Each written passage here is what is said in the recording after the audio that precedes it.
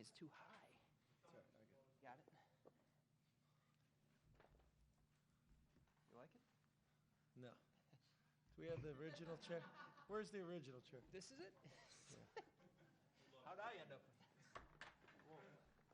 And the fact that you say that's newer than this? Oh, yeah. All right, appreciate everyone for joining us for Coach Franklin's weekly press conference. We'll start with an opening statement from Coach, and then we'll start with questions from the Zoom.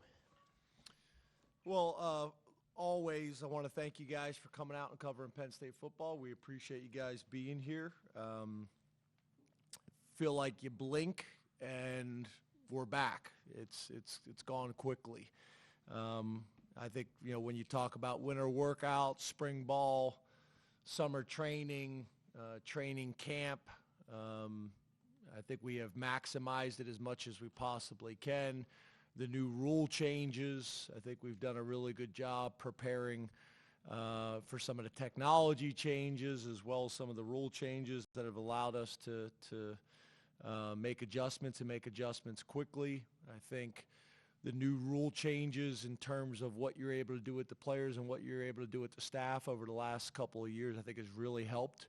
If you're in a position to hire a new coordinator or a new position coach, you're able to get a lot of work done in that period of time. So all those things have been valuable. But training camp was good. It was competitive. It was physical. It was tough, like it was designed to be. And, now we're in a position, I think, over the last week and a half, we've cut back to make sure that the guys feel good, that their bodies feel good, and that their legs are back. And now getting into a traditional game week. We did, as you guys know that have covered us for a while, we do have like the bonus West Virginia practices at the end of training camp, but now we're obviously in a traditional game week. So looking forward to it, excited about it, and look forward to answering you guys' questions. We'll start with Rich Scarcella with the Reading Eagle, and Frank Bodani, you're on deck. Good afternoon, James. How are you? Hi, Rich. How are you, buddy? I'm good, thanks. James, with the news this morning, I was wondering what your reaction was to Pat's contract extension, and what does his presence mean to you and the program going forward? Well, I think, first of all, I think stability in college athletics and college football has a chance to be a differentiator like probably never before. I think it's always been a differentiator if you look at certain programs across the country, but now I think it's magnified even more with the amount of turnover that you see, so I think that's really important. He knows Penn State. He understands, college athletics, obviously, and the changes that we're under right now. And that stability at the lead position in our athletic department is critical. So I think was strategically the right thing to do. And, we had an ICA department meeting this morning, and he announced it there. And I know a lot of coaches and people are very, very happy about it. I think the biggest thing is we got a man leading the department that is a competitor. And I'm talking about a fierce competitor in everything he does. And that's important. You guys have heard me say before about the importance of having people I hate using this expression, but having somebody in the foxhole with you, and whether that is women's soccer or whether that is fencing or whether that is college football and wrestling, that's important to have somebody that can relate, that understands the challenges, that wants to come up with solutions. One of the things that I think that stood out to me is Pat and Vinny's ability to find solutions for problems that we've had or challenges that we've had for a number of years. And then I think the other thing is even bringing some ideas to the coaches in the department without the coaches having to come up with those ideas. So I think it's really good for the university. I think it's really good for the athletic department. And I think it's the right thing to do strategically for Penn State moving forward. So I'm very, very happy about it. Frank Bodani, and then Mike Gross, you're on deck. Hey, good afternoon, James. How are you? Hey, Frank. I like the new names that we got going on up here. You didn't tell me about that, Greg and Chris. Very helpful. Very helpful. Well, I know who you are, Frank, obviously, but still nice to have it up there. Thank you. So looking at your offense from the end of spring to now, what position group do you think you've seen the most improvement, the most development? How does that look for you, especially going into your opener here? Yeah. I'd probably say wide receiver, and but I would also say, there's a little bit at other positions that you could make the same argument. But I'd say wide receiver. I would say quarterback. I would say offensive line, specifically, obviously, with the offensive lineman that we lost to the NFL last year. I'd say those three positions. I think everybody had, pretty good idea who we were at tight end and who we were at running back. So I would say those three positions, and really the three positions we needed to, right? So there's been a lot of energy poured into those positions. A lot of strategy about how do we position those areas to be the most successful. And so far, I think what we've seen in training camp, not just for myself, but really coaches on both sides of the ball, we all feel that way. Let's go to Mike Gross, and then Mark Wogenrich, you're on deck. Good afternoon, James. How are you? Hey, Mike. Good. How are you? Good, thanks. About the on the in-helmet communication thing, I've heard you talk about what you think of that rule change a couple times, but maybe I missed it. I have not heard you say a whole lot about how implementing it is going. What defensive player, for example, is going to have the helmet? What special teams player is going to have the helmet? How you're finding, are there problems with it? Do you feel like it's working well? Just run down how it's going. Yes, I think we're probably like most people. You're going to have the quarterback and the Mike linebacker, wearing those positions. I think that's how most NFL teams are run. That's how I think most colleges are going to use it. We started early, which I think has been helpful. DV Sports been really good kind of working with us. We've had them at our last couple scrimmages actually running it for us. Very similar to how it will be on game day, so I think that's been valuable. Doing it with crowd noise has been valuable. Deciding how much are you going to continue to signal, because that's still an issue, right? Are you going to huddle on offense? If you're going to huddle, then the quarterback can communicate with everybody. If you're not going to huddle, how do you still get that communication between 53 yards, from one receiver to the other, essentially?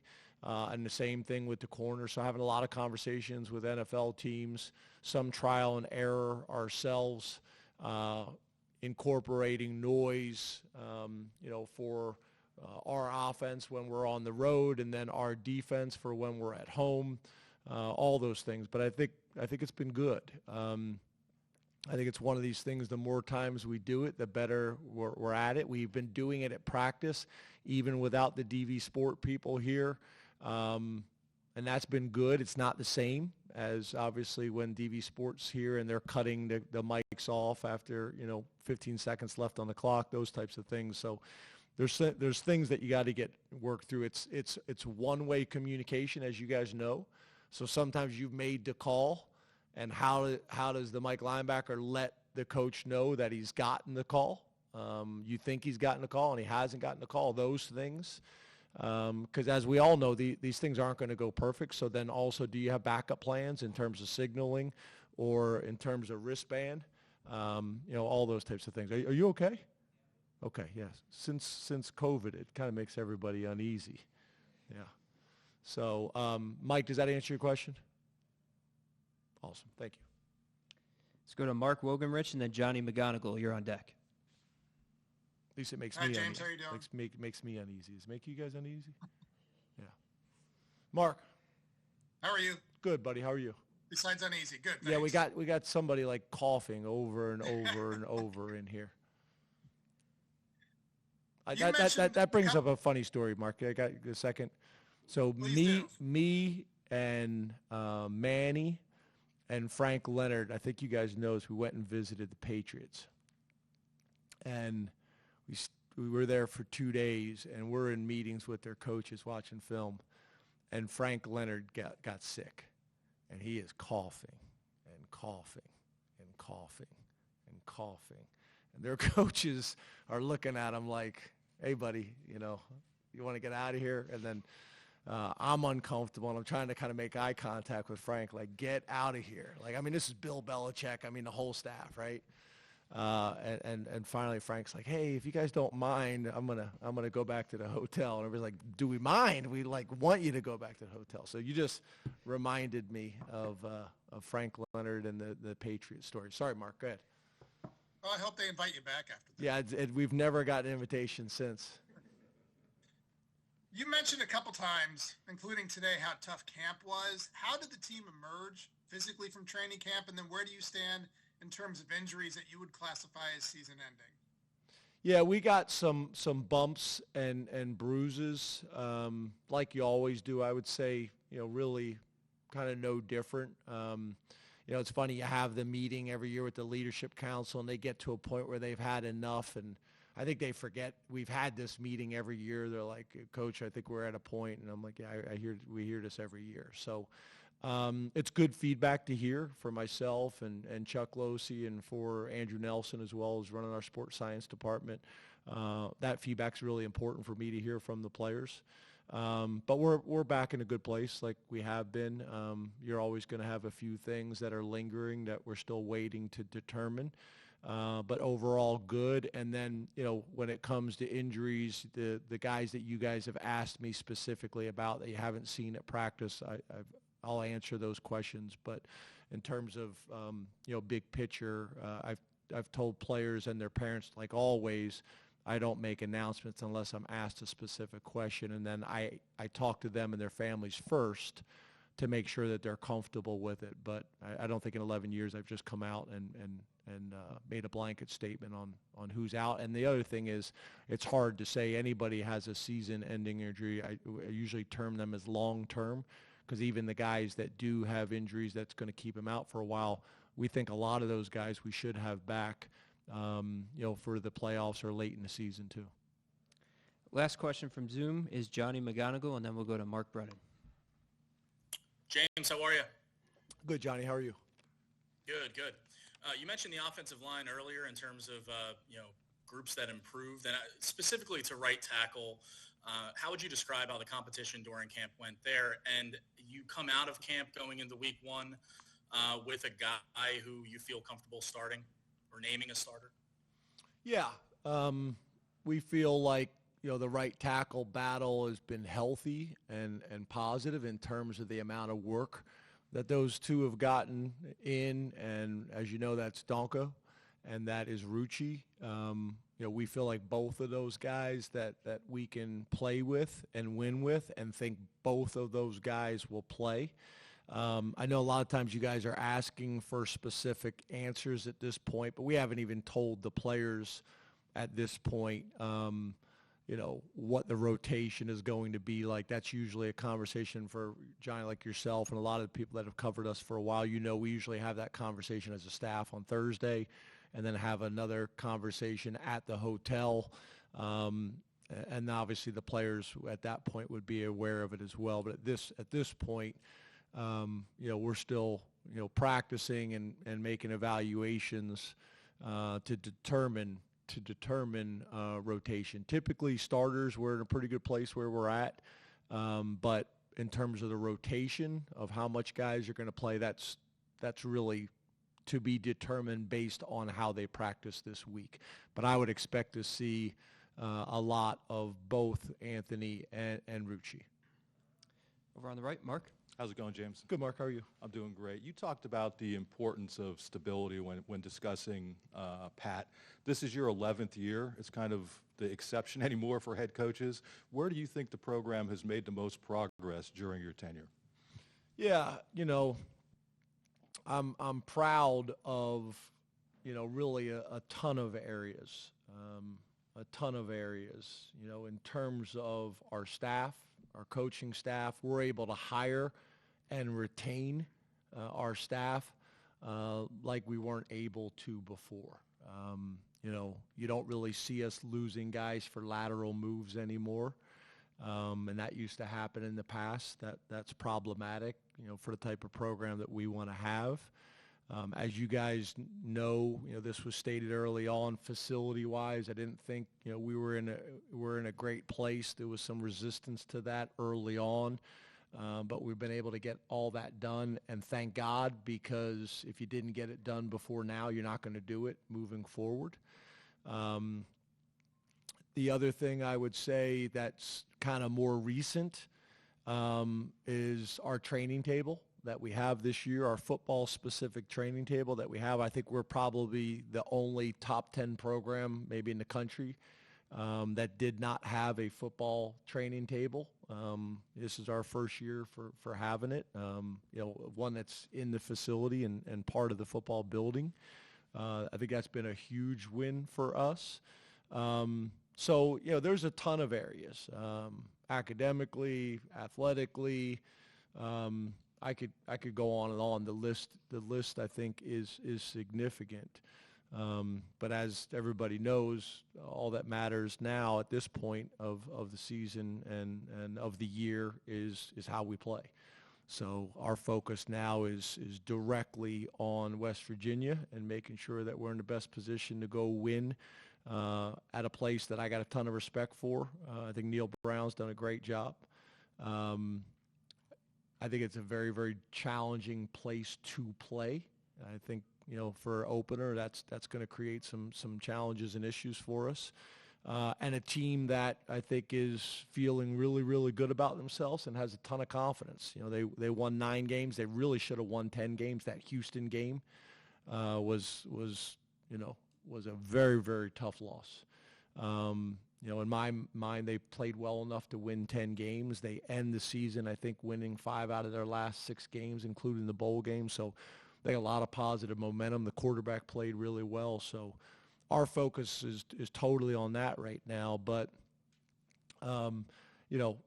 things that will impact this season, I think the training table is a significant win.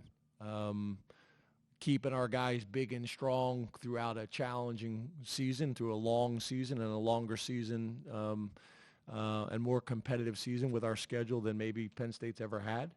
That is as big of a win that I've been fighting for 10 years, and we're finally able to get done with Pat and Vinny.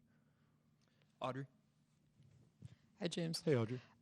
You guys have mentioned Liam Clifford a lot of times this preseason as somebody who's kind of turned that corner. What has he kind of done? And then along kind of that same position group, Caden Saunders, what kind of camp did he have?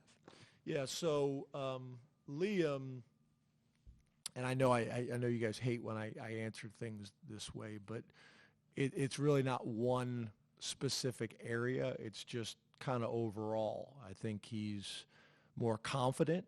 I think he's more comfortable. He's much more consistent, which is what it's all about for all these guys at this level. I look at his college career in a lot of ways like his high school career. He just kept getting better every single year and really had a dominant senior year, had a really good junior year. And I think his college career is going about the same way. He's faster than I think people give him credit for. He's got a big catch radius. And I think he's got a chance to be a playmaker for us this year. He's shown some flashes of that in the past. He comes from a football family, as you guys know, very, very well. It's funny, his parents were at the parent meeting the other day, and, one of the things we try to do is get all the parents to come to the parent meeting, and some of the parents were like, I came last year, so I'm not coming this year. And the Cliffords have been to 8 straight parent meetings, which is crazy. I almost had them get up and run the meeting. But he just is really matured. I think maturity in college football has a chance to win you games probably in a similar way that it's impacted college basketball. When you could have an older veteran team or an older veteran position. And I think a lot of those things, show up with Liam, but it would not surprise me at all. And we are anticipating on him having a really good year for us. Caden, I'm sorry. Yeah, Caden's got some bumps and bruises that he's missed some time, so we're working through that right now. And, obviously we're hopeful that he'll be able to go this week and be full go and be able to factor back in for us. John? Hey, James. Hey, John. Staying with the wide receivers, how many wide receivers do you think you have that are ready to play on Saturday, and how close is that to where you wanted it to be coming into the season? Yeah, I think, at every position, I think you guys have heard me mention before, you really would like a 2.5 deep, at every position. So if you're talking D tackles, you would like 5. And then I think at wide receiver, when you talk about being an 11 personnel set, having, you're talking about 2 deep at 2 of the positions and then a swing guy in some ways. And I think we're close to that. I think if you look at kind of across the board, a guy like Mekhi Flowers, I think, has really stepped up for us. I think Tyler Johnson has really stepped up for us. I think Anthony Ivy has really stepped up for us. And that is a critical group for us, right? And I'd like it to be for game 1, but the reality is, even if it could be for some of those guys in game 3 and game 4 and game 5, and that's a big discussion we had this morning as a staff meeting, we got to identify guys that we say, okay, they may be not like ready, for whatever reason, physically, mentally, or emotionally today, but these guys, we need them to be ready by game 5 of the season. So, okay, it's obvious, to pinpoint and be able to single out the guys that are ready right now. Who are the guys that we need to make sure that we continue to pour into them and continue to develop them, that they will be ready, come game 5 of the season or somewhere around there. So those are guys that I think really are going to need to step up for us, but have shown enough, that you're excited about what they're going to be. And I would say Tysier Denmark as a new player is in that conversation as well. Back left, Andrew. Hey, Andrew. Hey, Coach. Pat McAfee, obviously a former WVU player. He has a very large platform, and he spent a lot of time last week talking about this game and talking about Penn State. I was curious if you use any of his remarks or anything like that in a locker room setting or with players, or how you deal with kind of outside noises from platforms like that who command such an audience. Well, first of all, I love Pat McAfee and his energy and enthusiasm for sports and specifically college football. I think he's been good for college athletics and sports in general. I think he's fun, right? I think his ability to speak freely is unique and fun in a lot of ways. For us, it's a fine line, right? I think it's very similar to the old billboard material. I want to make sure that our guys don't say anything and our staff doesn't say anything that creates billboard material, because for some people that motivates them, right? And I want to make sure that I'm not talking out of both sides of my mouth with our staff and our players, because I also strongly recommend our players getting off of social media, especially in season, which is easier said than done. It's amazing how many of them say it, oh, well, I'm good with it, and then a year later, like, yeah, I'm probably going to get off social media this year, I'd like for more of them to take the advice on the front end before it. No different than kind of me handing my phone over to Destiny, during the season, and let her manage those types of things. I think is the healthy way to go.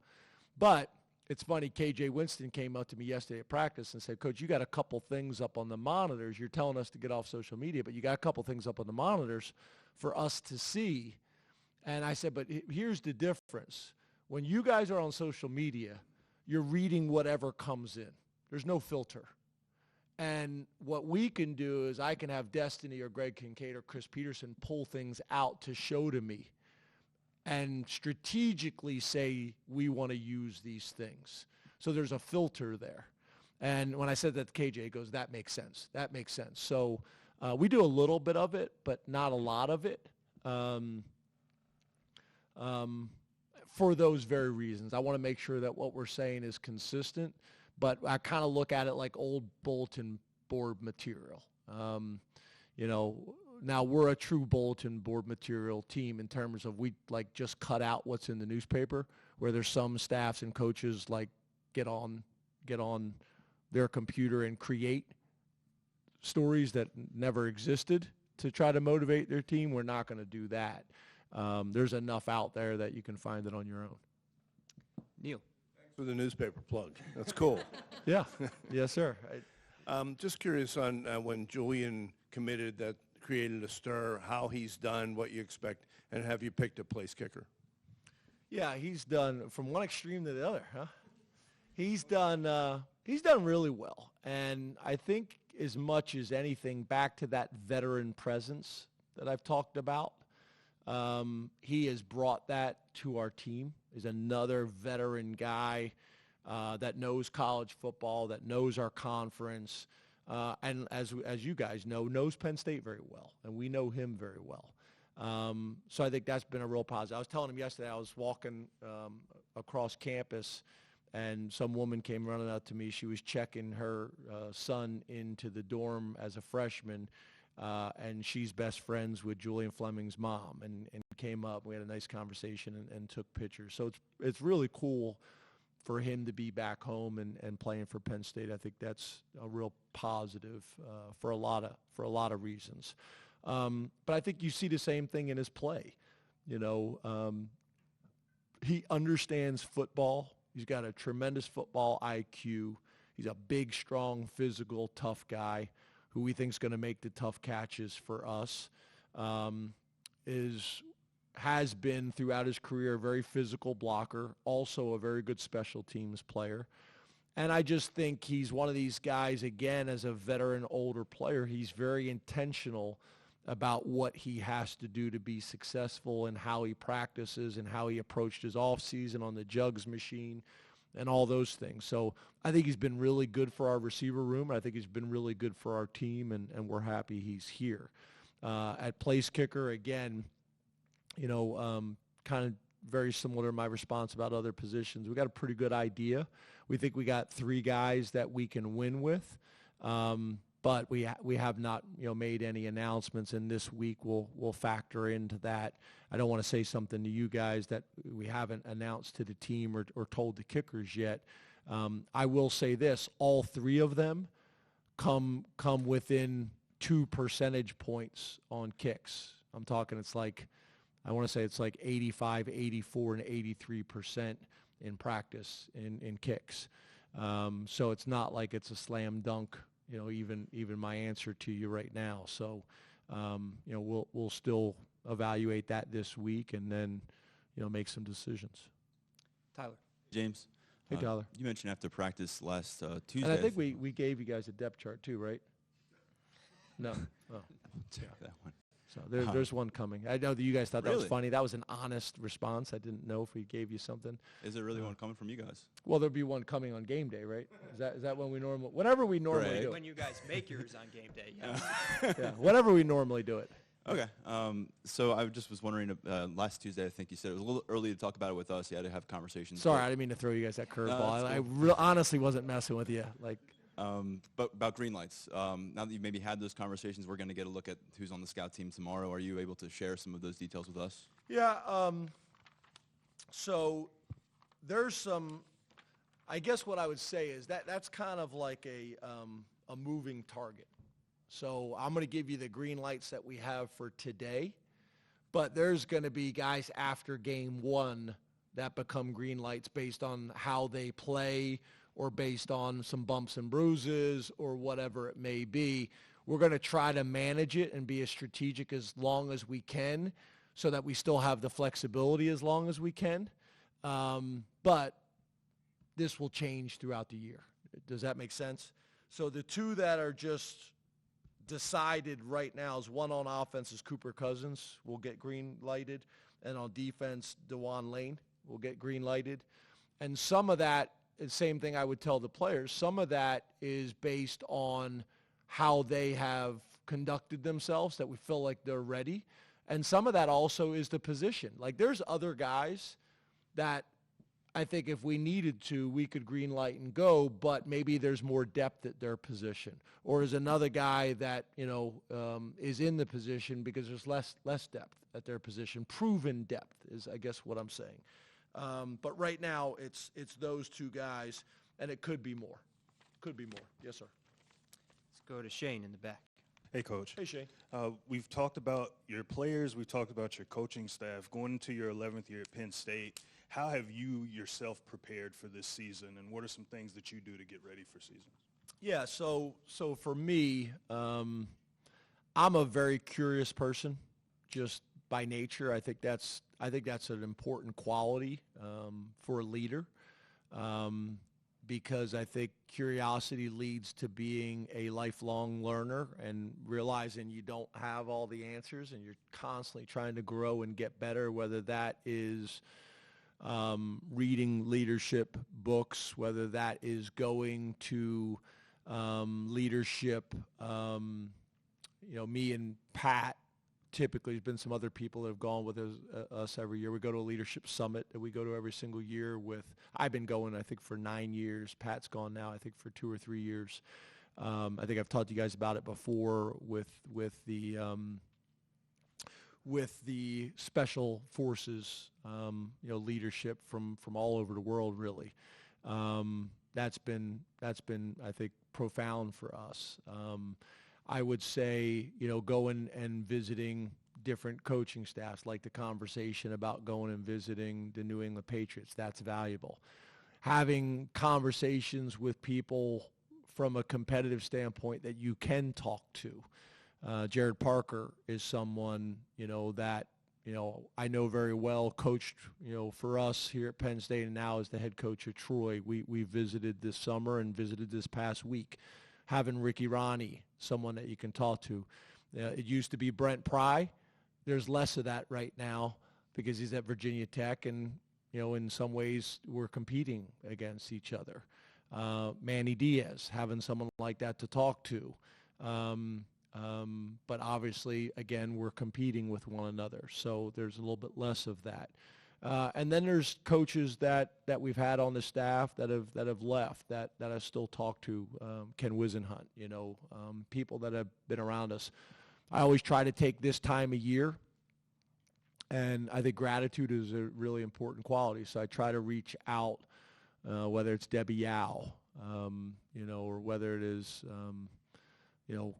Ralph Regan, coaches that I've worked for, and show gratitude. I have not done it yet this year.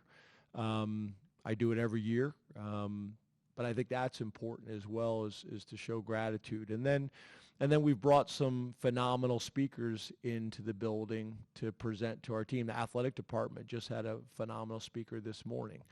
So I guess what I would say is, asking questions, learning from Tom Allen, learning from Andy Kotelnicki, learning from Justin Lustig, learning from the people in the building, learning from Pat, learning from Neely, learning from Matt Schuyler. I try to be a sponge as much as I possibly can, and that is specific to football, but that is also, leadership. So I hope that answered your question. But just being curious and wanting to grow and wanting to get better and having people that you can talk to both inside the program and outside the program, I think is valuable. We got time for 2 more. In the back, T. Frank. Hey, James. T. Frank. All the way in the back. What's up, buddy? I'm curious about week 1. It always brings curveballs because it's the first time you're seeing the new iteration of your opponent on film. But West Virginia brings back, especially on offense, a lot of returning faces, either starters or guys that played significant time last year. So between the two options, if it were returning starters that versus either transfer portal or young guys for a team, which one is more of a challenge or which one is more beneficial for you in your prep for that particular game? Yeah, I think that's a really good question. I think it's a hard question. I think, again, I'm going to answer this in a way you guys don't like me answering, but I think you can make arguments both ways. You know, a team that's returning a ton of starters and a team that's returning a ton of starters that had success, you know, that creates challenges. I mean, I think if you look at some of the people that rank teams, that's a big factor in ranking teams, right? Like how many returning players that you got. And then the unknowing of the transfer portal and guys coming in, especially if they've come from smaller schools and you don't have as much information on them, that can create some real challenges as well. So I think both is challenging. They've done both, to be honest with you. So I think opening with this type of game that's another argument, right? I think it's really good because it motivates and prepares everybody, but that you better have your I's dotted and your T's crossed and understand and be prepared for what that environment's going to be like. From what I understand, like you can't get a ticket. Like you can't find a ticket to this game. You know, very similar to, you know, I think conversations of what our fans have had, what their fans have had is why playing West Virginia and playing Pitt makes sense for a lot of different reasons. So I think it's a positive. But I also know there's also reasons why people schedule lower level out of conference games, because there's going to be some things that show up in this game that probably won't show up in game or 2 or 3. So, you know, that's where, you know, I'm losing my hair and losing sleep, trying to do everything we possibly can to eliminate those things that you know can typically show up on a game one, and doing everything we possibly can to try to eliminate or deter those things from happening. Back left corner, Allie. Don't lose too much Hi, hair. Allie. Yeah, I don't got much left. Eyebrows, that would look strange. Just diving into that a little bit more, your conversation about West Virginia has always been it's a hostile environment, tough to go on the road to open a season. Can you dive into why that presents a little bit of a challenge for your team, just coming off of camp, not getting a chance to play here at home, having to travel? Just what are some of the logistics that make that as difficult, not just the fact that West Virginia is hostile? Well, yeah, I think the first thing is I think everybody knows, right? It's pretty much proven that a home field advantage is a real thing, right? It's a real thing. It factors into a lot of things that you guys talk about that I can't ever talk about, but home field advantage is a real thing. I think that's number one. I think number two, when you talk about the specifics of a home field advantage, it's the noise in the stadium, but you can replicate that a little bit. It's players that are playing for Penn State for the first time. How are they going to handle that? It's one thing to do it at home in front of 100,000, which is challenging. It's another thing to do it on the road with 70,000 people that kind of hate you. You know, you're 250 versus there's 70,000. It's traveling for the first time, and we haven't traveled with some of these guys before. The hotel, the bus, you know, the meals, the sleeping in a different bed, you know, all those types of things, they factor in. So just making sure that you're doing everything you possibly can, and some of those things you can prepare them for, other things you can't.